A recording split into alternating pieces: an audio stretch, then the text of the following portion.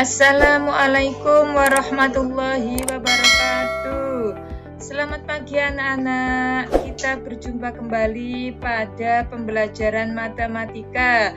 Namun sebelum kita memulai pembelajaran, marilah kita awali dengan bacaan basmalah dulu. Bismillahirrahmanirrahim. Anak-anak, setelah kemarin kita belajar bab 1 mengenai pola bilangan, maka hari ini kita akan belajar bab 2, yaitu koordinat kartesius. Pada kali ini kita akan belajar mengenai kedudukan titik pada bidang kartesius. Bu Lulu akan menjelaskan tujuan pembelajaran. 1. Memahami maksud dari koordinat kartesius dan bidang kartesius. 2. Mengenal istilah-istilah pada bidang kartesius. 3. Kedudukan atau posisi titik pada bidang koordinat. Apa itu koordinat kartesius? Koordinat kartesius. Koordinat kartesius atau disebut juga dengan koordinat persegi panjang dikembangkan oleh seorang filsuf abad ke-17 asal Prancis yang bernama René Descartes.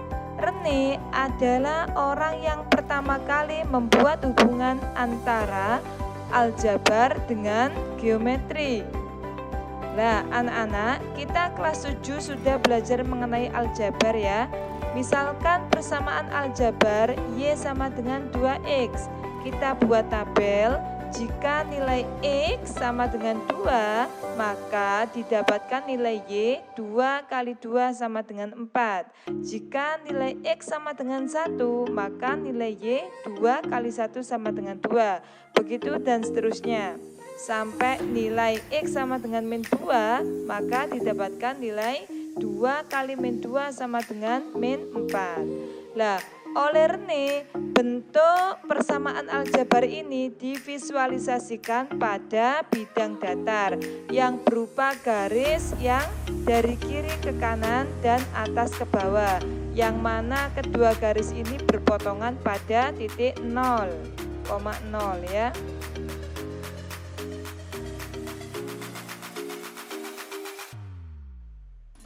Bidang datar yang digunakan oleh René berupa garis horizontal dari kiri ke kanan dan garis vertikal dari atas ke bawah. Garis horizontal dari kiri ke kanan dikenal dengan sumbu X, sedangkan garis vertikal dari atas ke bawah yang berwarna biru disebut dengan sumbu Y.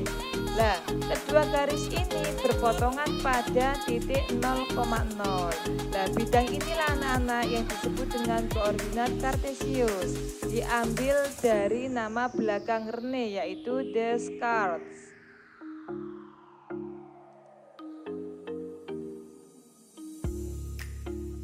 Koordinat kartesius merupakan sistem yang menetapkan setiap titik di dalam bidang dengan serangkaian koordinat numerik yang bisa ditentukan jaraknya dari kedua sumbu X dan Y.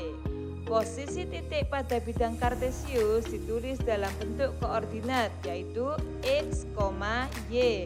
Dengan X disebut apsis dan Y disebut dengan ordinat. Perhatikan gambar 2.3 ya anak-anak.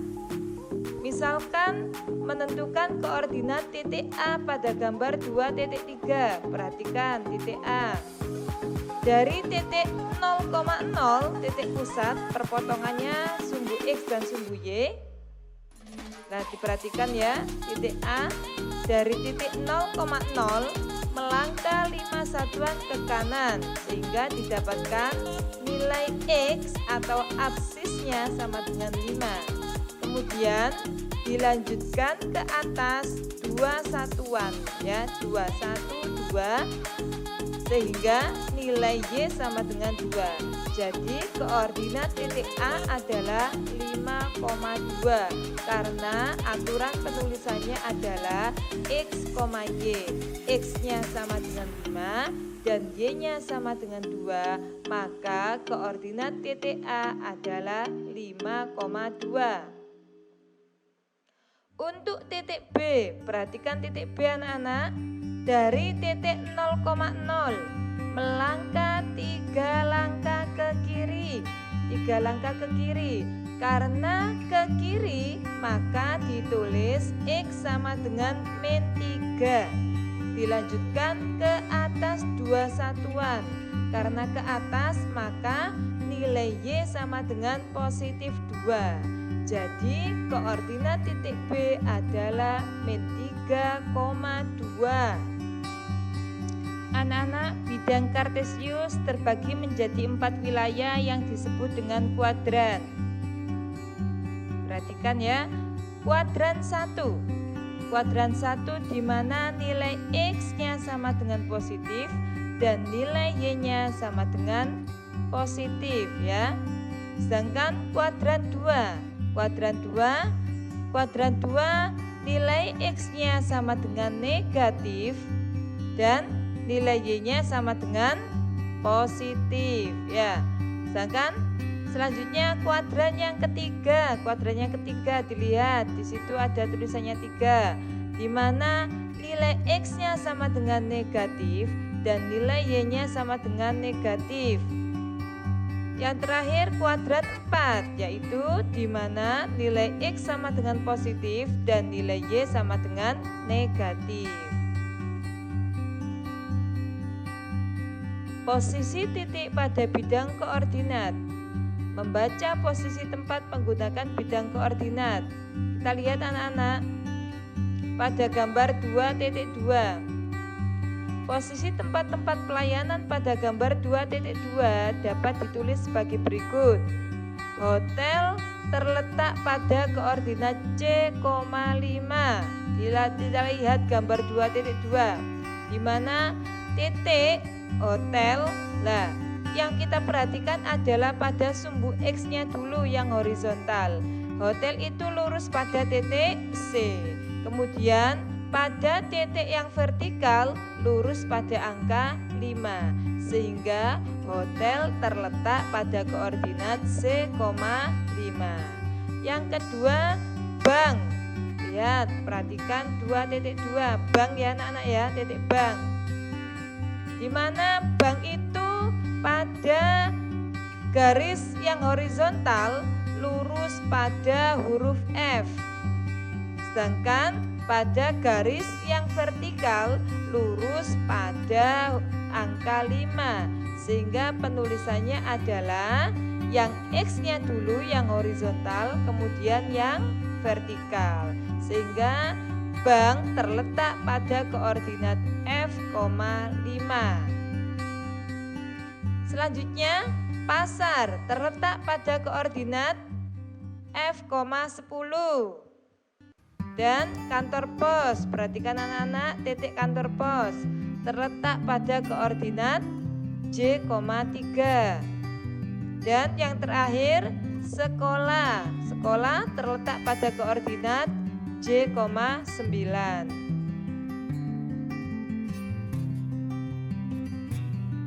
Jarak tempat terhadap garis sumbu. Perhatikan gambar 2.4 mengenai jarak tempat terhadap garis sumbu. Berikut ini beberapa informasi yang dapat diperoleh dari gambar 2.4. Perhatikan anak-anak ya, titik SMP Negeri 1.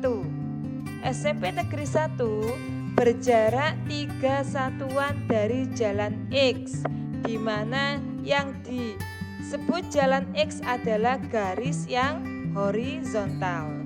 Sedangkan garis yang vertikal disebut dengan jalan Y.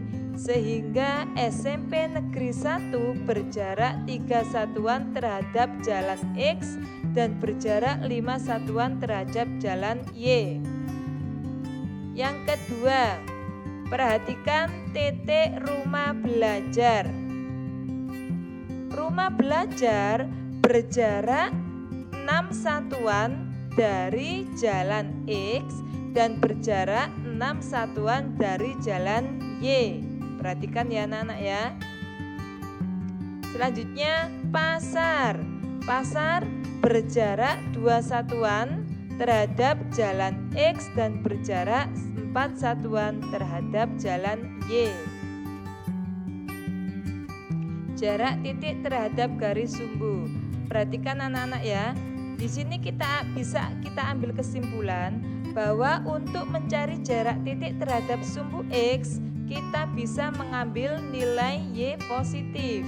Sedangkan untuk mencari jarak titik terhadap sumbu Y, kita bisa mengambil nilai X positif. Contoh, perhatikan titik A. Jika kita mencari jarak titik A terhadap sumbu Y, maka kita bisa mengambil nilai X. Berapa titik A? Titik A berada pada koordinat 7,4, di mana nilai X-nya sama dengan 7 dan nilai Y-nya sama dengan 4. Sehingga untuk mencari jarak titik A terhadap sumbu Y, kita ambil nilai X-nya yaitu 7. Yang kedua, jarak titik B terhadap sumbu X. Titik B, perhatikan anak-anak. Titik B berada pada koordinat 4, min 3. X-nya 4, Y-nya min 3. Karena kita mencari jarak titik B terhadap sumbu X, maka kita ambil nilai Y positif. Di sini nilai Y-nya adalah min 3, maka Y positifnya adalah 3. Selanjutnya, jarak titik C terhadap sumbu Y. Titik C berada pada koordinat berapa anak-anak? Pada koordinat min 2, min 3. Nilai X-nya sama dengan min 2 dan nilai Y-nya sama dengan min 3. Sehingga jarak titik C terhadap sumbu Y kita ambil nilai X positif yaitu 2. Selanjutnya, contoh jarak titik D. Perhatikan titik D. Titik D pada koordinat 5,4. X-nya sama dengan min 5, sedangkan Y-nya sama dengan 4. Karena kita mencari jarak titik D terhadap sumbu X, maka kita melihat nilai Y positif. Berapa nilai Y-nya? Nilai Y-nya adalah 4 ya.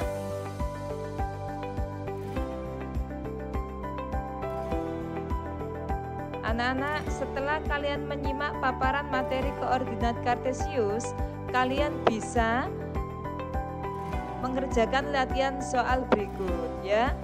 Setelah itu kalian kirim pada emailnya Bu Lulu.